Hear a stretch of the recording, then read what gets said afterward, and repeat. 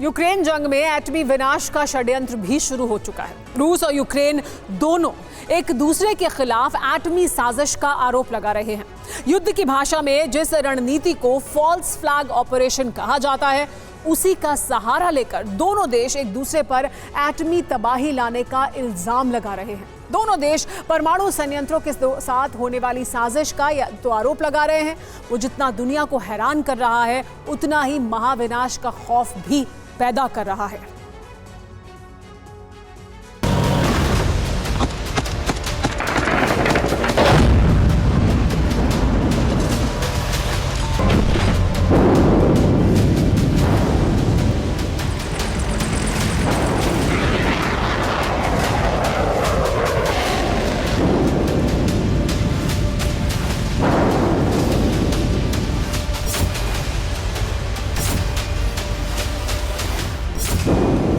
Ukraine के Zaporizhzhia से परमाणु महातबाही का विनाशक चक्र शुरू होने वाला है।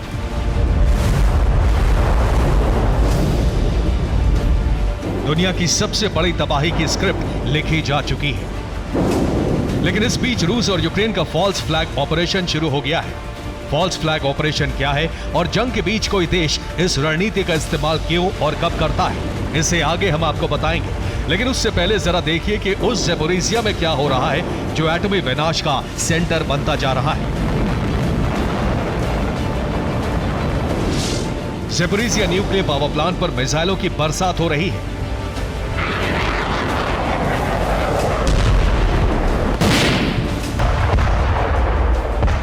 रूस का यह कहना है कि यूक्रेन ने ज़ेपोरिजिया पर हमला किया है, जबकि यूक्रेन ये कहता है कि ज़ेपोरिजिया में हुए हमलों के पीछे रूस जिम्मेदार है।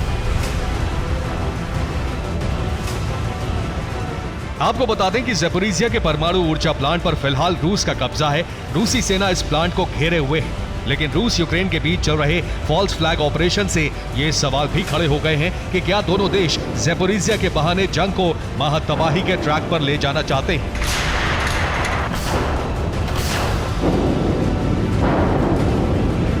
दोनों देशों के ताजा बयानों से यूरोप में परमाणु खतरा बढ़ गया है। रूसी रक्षा मंत्री शोइगु ने बड़ी चेतावनी देते हुए कहा है कि Ukraine Zaporizhzhia nuclear power plant पर भारी हथियारों से बमबारी कर रहा है। इससे गंभीर परमाणु संकट पैदा हो सकता है।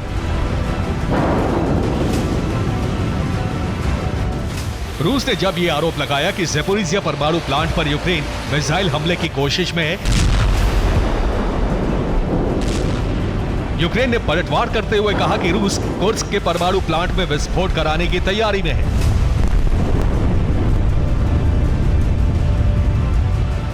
यूक्रेन ने दावा किया कि रूस यूक्रेन और नेटो पर अपना इल्जाम मढ़ रहा है। जब दोनों देश एक दूसरे के खिलाफ फॉल्स फ्लैगिंग में जुटे थे तो चेर्नोबिल की पावर सप्लाई कट गई। परमाणु खतरे को देखते हुए 50,000 लोगों को विस्थापित करने का प्रोग्राम शुरू हो गया। अमेरिकी लीडर्स रॉबर्ट कैनेडी जूनियर ने दावा किया कि यूक्रेन में अमेरिकी बायो लैब को रूस निशाना बना सकता है।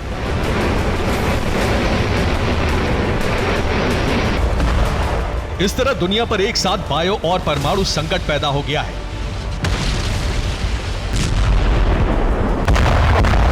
ज़ेपोरिजिया के कोने कोने में बारूद पहले से ही बरस रहा है। रूसी सेना मोर्टार और तोपखाने से बारूद बरसाते हुए एक के बाद एक गांव को कब्जा कर आगे बढ़ रही है।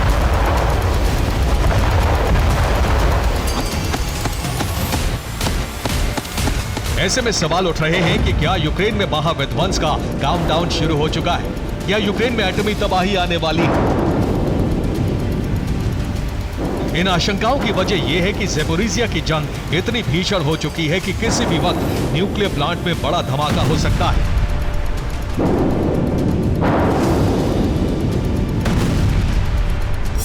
एक्सपर्ट्स के मुताबिक दोनों देशों की फॉल्स फ्लैग रणनीति से भी महाविध्वंस की आशंका को बल मिल रहा है।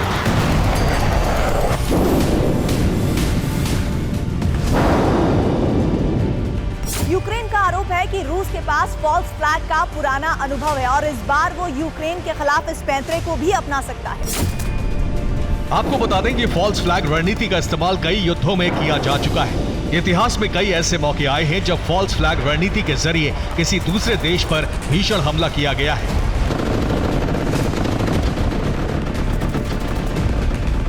फॉल्स फ्लैग एक ऐसी सैन्य कार्रवाई होती है जहां कोई देश सीक्रेट तरीके से जानबूझकर अपने ही जान माल को नुकसान पहुंचाता है, जबकि दुनिया के सामने वो देश ये जाहिर करता है कि उसके दुश्मन देश ने ऐसा किया है।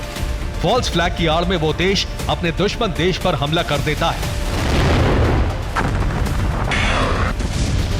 इस रणनीति के जरिए हमले का दोष विरोधी देश पर डाल दिया जाता है और फिर जवाबी कार्रवाई के नाम पर महायुद्ध का ऐलान कर दिया जाता है। यूक्रेनी सशस्त्र बलों का आरोप है कि रूस कुर्स्क क्षेत्र में अपने स्वयं के परमाणु ऊर्जा संयंत्र पर फॉल्स फ्लैग हमले की योजना बना रहा है।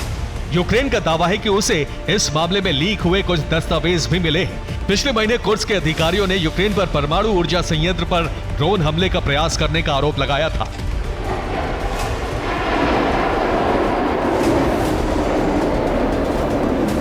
दूसरी तरफ एक रिपोर्ट के मुताबिक ज़ेपोरिजिया में न्यूक्लियर पावर प्लांट नंबर 4 से एटमी लीकेज का दावा किया जा रहा है। जिस तरह से ज़ेपोरिजिया और वहां न्यूक्लियर पावर प्लांट के आसपास का इलाका विनाश का एपिसेंटर बनता जा रहा है, उससे आने वाले दिनों में बिना बम या मिसाइल फटे ही करोड़ों लोगों की जान जा सकती है।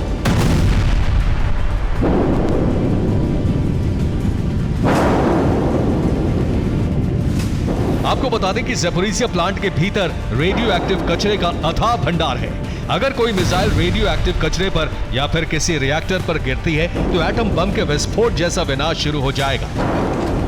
एटमी तबाही का खतरा फिलहाल यूक्रेन तक ही सीमित नहीं है, इसलिए नेटो समेत इंटरनेशनल एटॉमिक एनर्जी एजेंसी यानी IAEA की भी ज़ेपोरिजिया पर खास नजर है। Bureau report, TV9 Bharatvarsh.